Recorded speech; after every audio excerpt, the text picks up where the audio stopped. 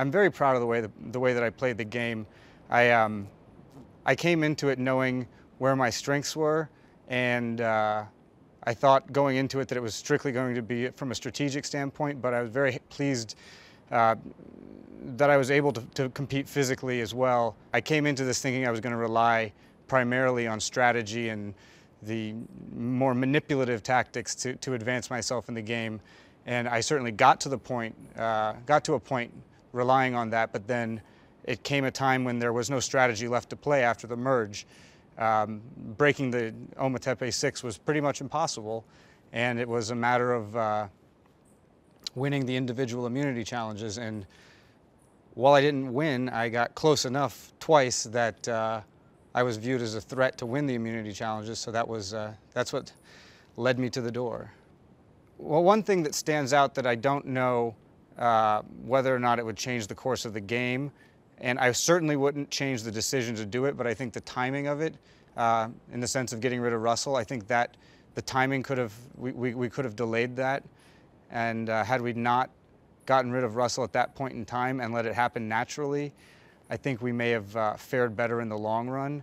But it's difficult to speculate on that simply because Russell's presence was such a negative factor in camp that that could have outweighed any benefit in terms of throwing the challenge. When I was voted out of the game and sent to Redemption Island, I had definitely come to terms with leaving one stage of the game and going to the other.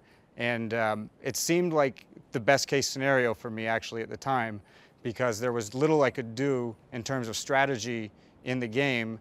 And going forward in the immunity challenges, if I did well and didn't win, it just put me in a worse position.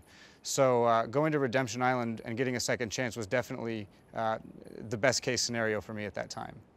By losing in the duel in the manner in which I did, it sums up a lot of the things that I've done wrong in life in general, just overthinking things. And had I simplified my approach to it, it would have been much easier, and I probably would have won, given the lead that both Mike and Matt had and the amount of time that I had made up by the time they finished. I was building much quicker than them, but I spent considerably more time working on the base of the structure. So had I not done that, who knows, I could still be sitting out there today. But you know, we learn our lessons the hard way sometimes. The social aspect of the game was far more challenging for me than the survival aspect. The survival aspect is really a backdrop for the social aspect of the game. You could put this in any scenario and the social aspect would be the same.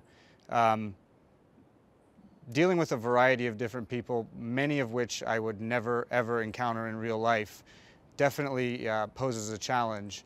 As far as the survival aspect of the game is concerned, you kind of know what you're getting yourself into from the beginning, so you can mentally prepare yourself for that. You can't prepare yourself for, you know, a dozen people that you have no knowledge of. It's, you know, there's going to be some conflict there. You're going to have some people that you naturally get along with, and you're going to have some people that you naturally don't.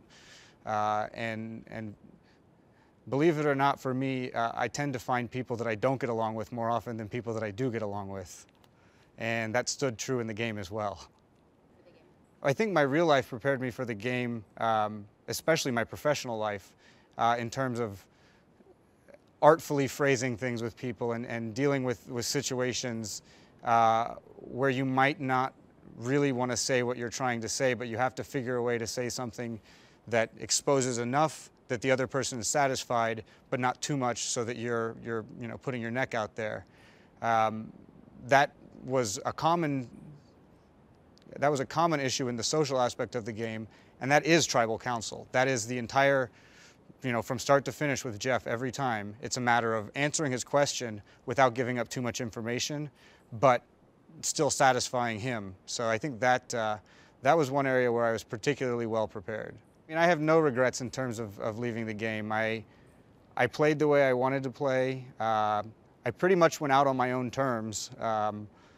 You know, going into that last challenge, I could have seen it as a, you know, a better situation to give up early, but, you know, I wanted to go for it and try and win, and I hung around literally a lot longer than I think anybody would have expected.